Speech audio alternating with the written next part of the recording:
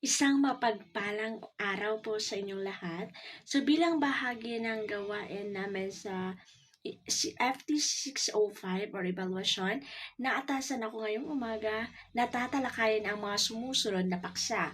Una, ang paghahanda sa evaluasyon at pagtataya. Pangalawa, ano-ano ang pamamaraan sa evaluasyon at pagtataya.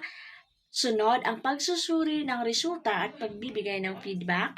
At panghuli, ang ebalwasyong kursong ebalwasyon at pagtataya sa Pilipino. Okay, so una nating tatalakayan sa aralin to ang paghahanda sa ebalwasyon at pagtataya at ang kanilang subtopic. Una, ang pagbuo ng kagamitang ebalwasyon at pagtataya at ang pangalawa, ang mga uri ng ebalwasyon. Okay. So, ano-ano yung mga prinsipyo at teorya? So, ang mga kagamitan ay kailangang malinaw na nakaugnay at nakaayon sa curriculum na ginagamit. Ito ay tumutulong sa pagsasakatuparan ng mga layunin sa pagtuturo. Sunod, ang mga kagamitan ay kailangang otentiko at makatotohanan ang teksto at gawain. Ang mga kagamitan rin ay humihikayat sa mag-aaral na gamitin ng wasto ang wika sa kanilang pakikipagtalastasan sa loob at labas ng paaralan. Ang mga kagamitan ay gumigising sa kawilihan ng mga mag-aaral at humihikayat ng interaksyon, higit na pagkatuto ng mga mag-aaral kung may interaksyong nagaganap sa kanya at sa kanyang paligid. Ang mga kagamitan rin ay humihikayat sa mga mag-aaral sa paglinang ng mga kasanayan sa wika sa mundong kanilang ginagalawan. So ano-ano yung mga uri ng ebaluasyon at pagtataya? So ito ay ating talalakayin ngayon sa mga susunod pa na slides. Okay, ano nga ba ang ibig sabihin ng pagsusulit? Ang pagsusulit ay isang panukat na ginagamit ng mga guro upang sukatin ang paglalapat ng mga pagkatuto pagkatapos ng isang pagtuturo. So, ano yung mga uri ng ebaluasyon at pagtataya?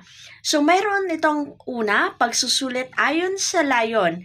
Pangalawa, pagsusulit ayon sa dami ng kakayahang sinusubok ng bawat item. Pangatlo, ayon sa gamit ng kinalabasan ng pagsusulit. Pang-apat, ayon sa paraan ng pagmamarka at pagwawasto. Panglima, mga uri ng item ng pagsusulit. So, una natin tatalakayin, ano nga ba ang ibig sabihin ng pagsusulit ayon sa layon? So, pagsusulit sa natamong kabatiran o achievement test. Ito ay layunin na malaman ang hangganan ng pagkatutong natamo ng mga mag-aaral sa mga layuning itinakda para sa isang tiyak na panahon. Meron din tayong panuring pagsusulit o yung kilala bilang diagnostic test. Ang diagnostic test ang naman ay ibinibigay ito bago simulan ang pagtuturo ng isang kasanayan upang matiyak kung taglay ng mga mag-aaral ang mga panimulang kakayahan. Okay, sunod, ang pagsusulit sa kahusayan o proficiency test. Ito naman ay pagsusulit na naglalayong malaman ang kakayahan ng isang tao sa isang wika na hindi isinasaalang-alang ang anumang kasanayan na taglay niya sa wikang ito. Sunod, ang aptitude test o pagsusulit na aptitude. Ito ay sumusukat sa kakayahan sa pag-aaral ng isang wika o isang lawak o disiplina. So, dako tayo ngayon sa pangalawa. Ito yung pagsusulat na discrete point. Dito, sinusubok nito ang isa lamang kakayahan sa bawat item. Halimbawa nito, sa paghahanda ng pagsusulit na diskrito, gumagamit tayo ng mga objective type of test o mga objektibo katulad ng mga multiple choice kung merong pagpipilian A, B, C, D. Meron din tayong dalawang pagpipilian or alternate response test or meron tayong completion form or yung kailangang punan ng mag-aaral. Then, meron din tayong matching type test or pagtatapat-tapat. So, ito yung mga halimbawa ng mga objektibo or objective type of test. Okay, sunod, ang pagsusulit naman na integrative. So, sa pagsusulit na integrative, sinusubok nito ang pangkalahatang kasanayan sa wika. Nilalayon ng pagsusulit na ito na masubok ang iba't ibang kakayahan ng isang individual sa bawat item. Halimbawa, close. So, ito yung pagsusulit kung saan binubuo ng isa o higit pang talata na may puwang para sa mga kinaltas na salita. Isa rin sa mga halimbawa ng pagsusulit na ito yung idinidikta. Okay? So, dako naman tayo ngayon sa pagsusuri ayon sa gamit ng kinalabasan ng pagsusulit. Okay, so una, pagsusulit na norm reference. Dito inihahambing ang bawat mag-aaral sa kanyang kapwa mag-aaral. Meron din naman tayong criterion reference. Dito, itinataktang pamantayan na dapat mapagtagumpayan ng isang examinee. Sunod, ang ayon sa paraan ng pagmamarka at pagwawasto. So, meron tayong objektibong pagsusulit. Yun na yung nabanggit ko kanina kung saan objective type of test, mga multiple choice, kung saan meron silang pagpipilian, matching type, at iba pa. Subjektibong pagsusulit o ito yung subjective type of test. So, halimbawa doon yung mga pagsulat ng isang sanaysay, yung tanong na walang limitasyon. So, malaya sila na sumulat kung ano yung naunawaan nila.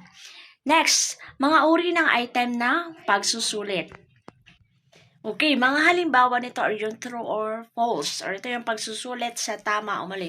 So, simple lang, ito yung pagsuri kung tama ba yung pahayag o di kaya mali.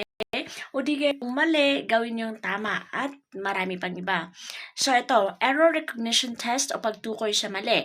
So, nandito yung halimbawa kung saan susuriin ng mga mag-aaral kung alin sa mga nakasalong guhit ang mali. So, meron din tayong mga uri ng multiple choice of test, completion test, closed test, pagtatapat-tapat o matching type. Okay, so tatalakayin naman natin sunod ngayon ang pamamaraan sa evaluasyon at pagtataya. Tatalakayin natin ano ang ibig sabihin ng portfolio, ano na yung mga panunukat ng kakayahan, at ano ang guro, mag-aaral, pagtuturo at ang pagsusulit. Okay, ano nga ba ang ibig sabihin ng portfolio o portfolio assessment? So, ito ay isang uri ng pagtataya na nangangailangan ng pangungulekta ng isang mag-aaral ng iba't ibang bagay na makapagpapatunay ng kanyang natutunan sa klase.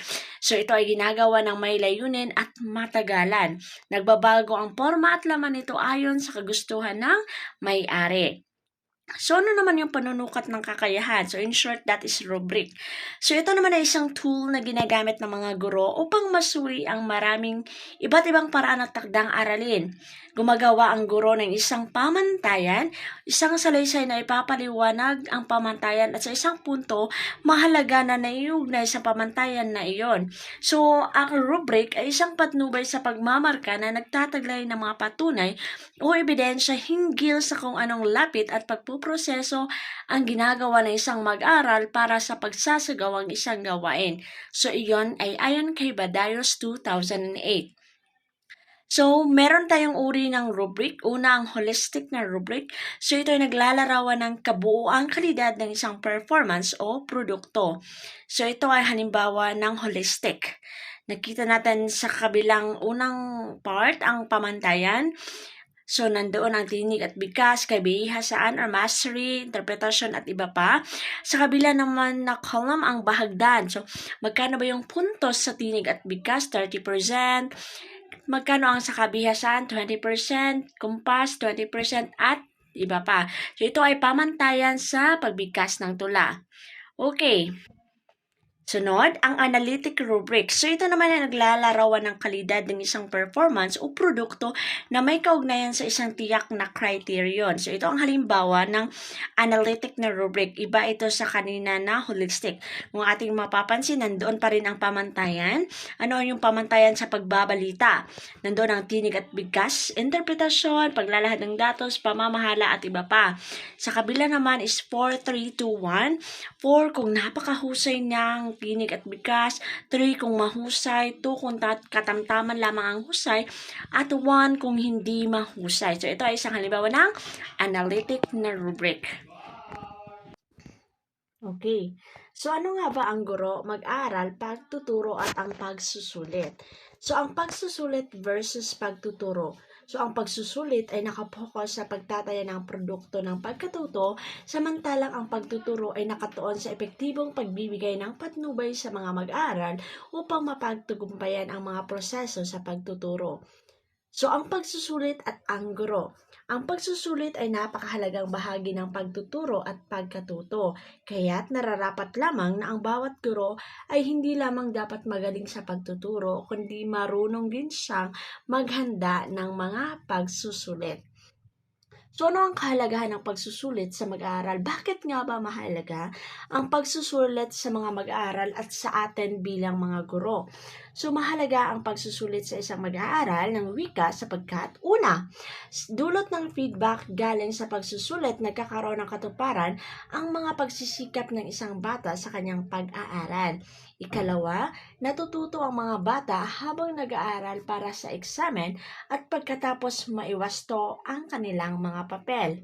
Sa pamamagitan ng pagsusulit ay nahahasa ang kakayahan ng isang guro na makagawa ng maliwanag na panuto, simple at maliwanag na mga katanungan, at napag-alaman niya kung may kakayahan bang tapusin ng mag-aaral ang isang pagsusulit sa itinakdang oras. Ngayon, sa panghuli, ang pagsusuri ng resulta at pagbibigay ng feedback. So, tatalakayin natin ngayon ang pagsusuri ng resulta at feedback. Okay? So, ang pagwawasto sa tugon ng mga mag-aaral ay nagdulot ng epektibong bunga. So, kabilang na dito una, ang sariling pagwawasto ng mga mag-aaral sa kanyang kamalian. Pangalawa, sariling pagwawasto ngunit may pagtulong ng kamag-aral.